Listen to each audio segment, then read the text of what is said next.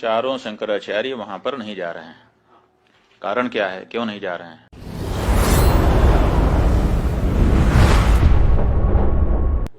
किसी राग द्वेष के कारण नहीं, बल्कि शंकराचार्यों का ये दायित्व है कि वो शास्त्र विधि का पालन करें और करवाएं। अब वहां पर शास्त्र विधि की उपेक्षा हो रही है। सबसे पहली उपेक्षा क्या है कि मंदिर अभी पूरा बना नहीं और प्रतिष्ठा की जा रही है।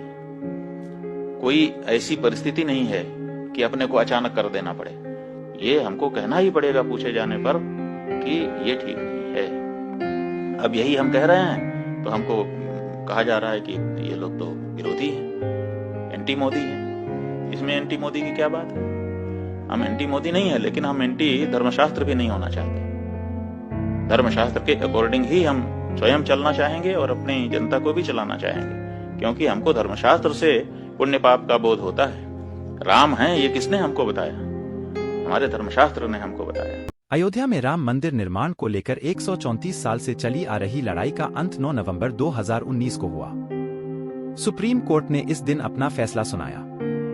चीफ जस्टिस रंजन गोगोई की अगुवाई वाली 5 सदस्यीय संविधान पीठ ने सर्वसम्मति से यह फैसला सुनाया।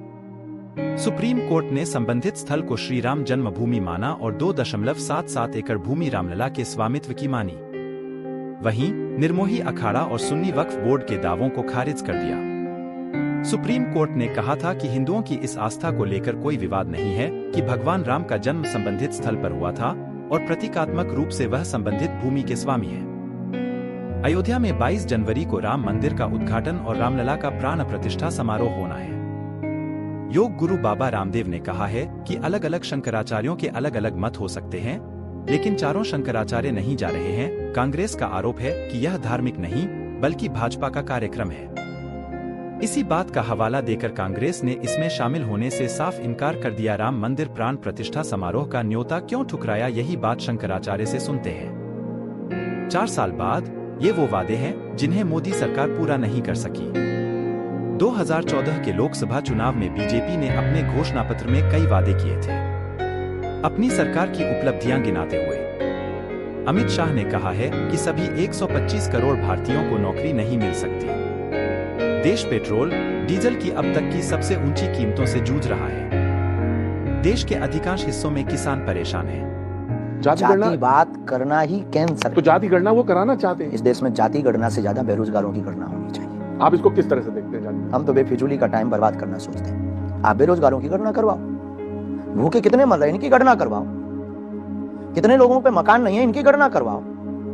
कितनी जगहों पर अत्याचार हो रहा है, अन्याय पूर्वक जेल में डाले जा रहे लोग, इनकी गणना करवाओ यार। कितने किसानों के घर लुट गए, फांसी लगा ली कर्ज में, इनकी गणना करवाओ। तो मैं गणना करवानी ही है, उनकी गणना करवाओ जो बेचारे नौकरी के लिए तरस तरस के मर गए। तो मैं गणना करवानी ही है। तो जिनके गांव में पानी और सड़क और रोड और लाइट नहीं है उनकी कब गणना करवाओगे यार?